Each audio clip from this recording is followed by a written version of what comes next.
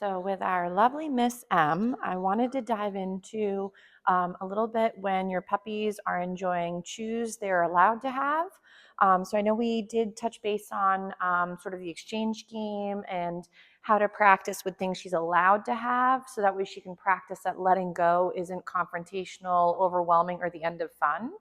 Um, I know we kind of chatted about this at our last session when we did some one-on-ones.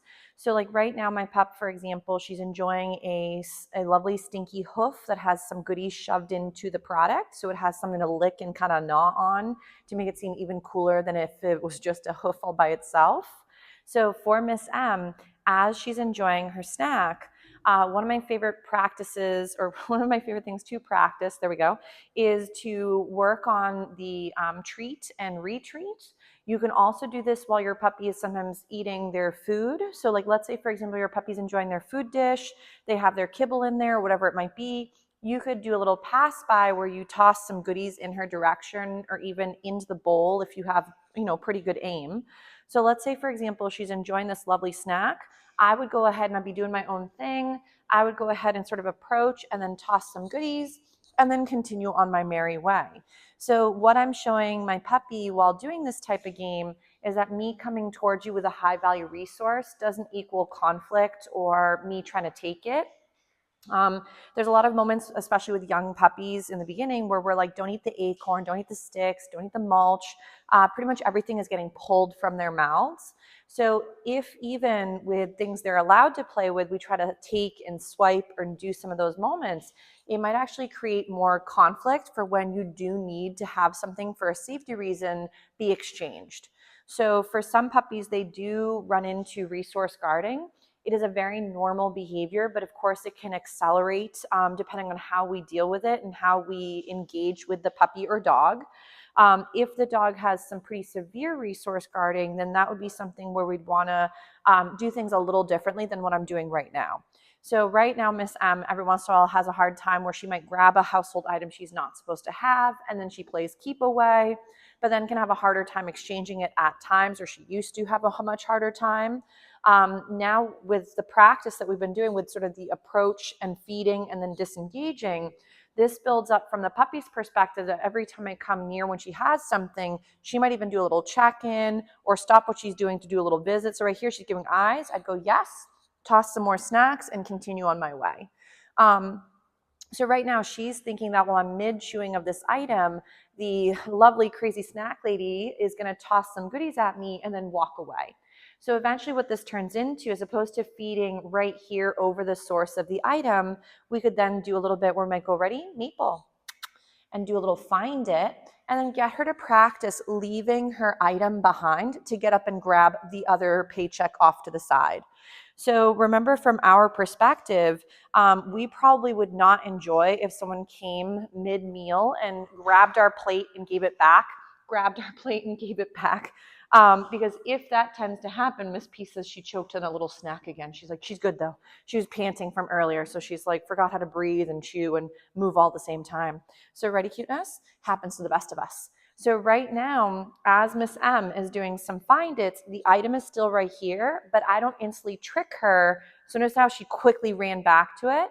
So if we've been doing a lot of moments where find its equal I take it away, that could start to become a little bit of a trick moment. And we don't want her to think that it's always going to be when I go and move away from something, it magically disappears, because then she might become still more overwhelmed with the dynamic.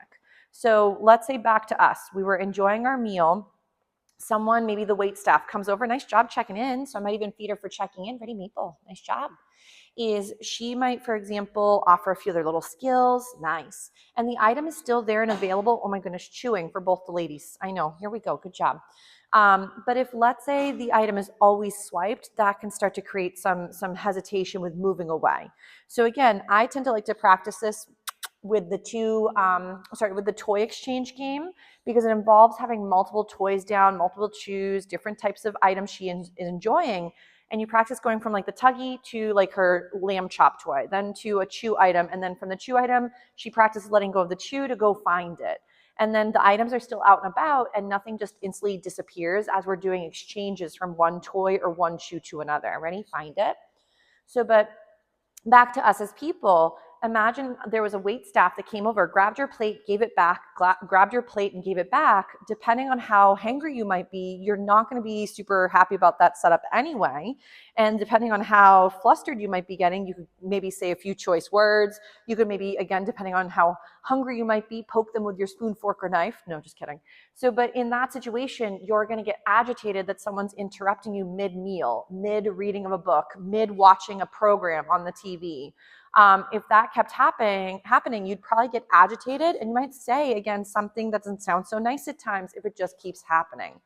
So we also don't like to share everything. If we have a car and we leave the car door open, we're not anticipating someone coming and just taking the car. We would be unhappy with that. So we too tend to guard our resources as well. So it is kind of this normal survival mechanism, but it can become dangerous when there's other people or other dogs or other animals involved with a dog that's struggling with resource guarding. So, but back to the human scenario. So let's say I was about to get interrupted mid-meal, but this person picking up my plate and giving it back. Let's say they're about to interrupt, but before they do, they hand over, let's say, $1,000. I might be like, you know what? I think the next time they come over, if they got another 1,000, I'll put my plate, and give it right away, put my utensils down and wait for that exchange. So we're trying to make it where us coming near equals bringing something even better than it once was before we arrived.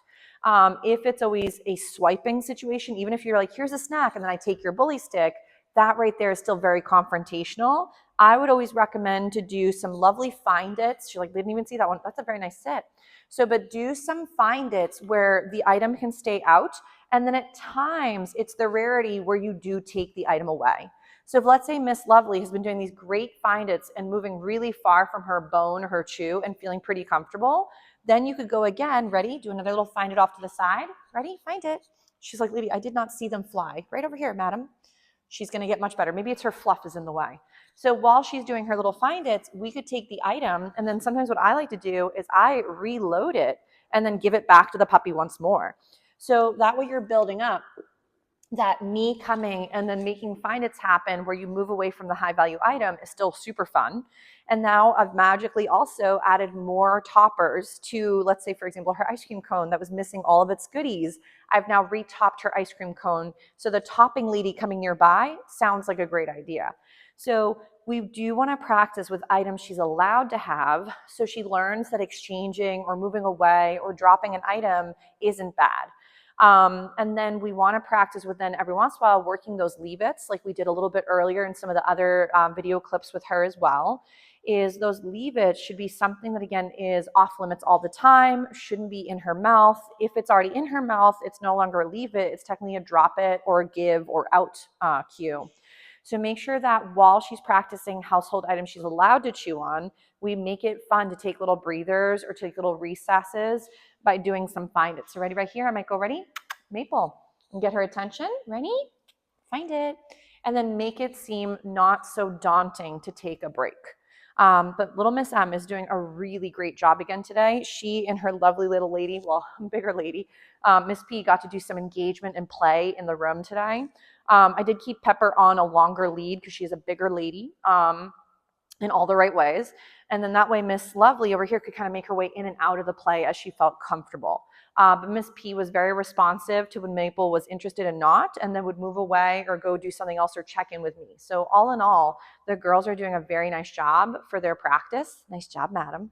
So, but we'll maybe give little Miss M a breather from the chews, and I want to work a little bit with loose leash walking and some engagement with me as well for a few moments. What a good job, cuteness. She's like, yeah, we can leave the bone right there.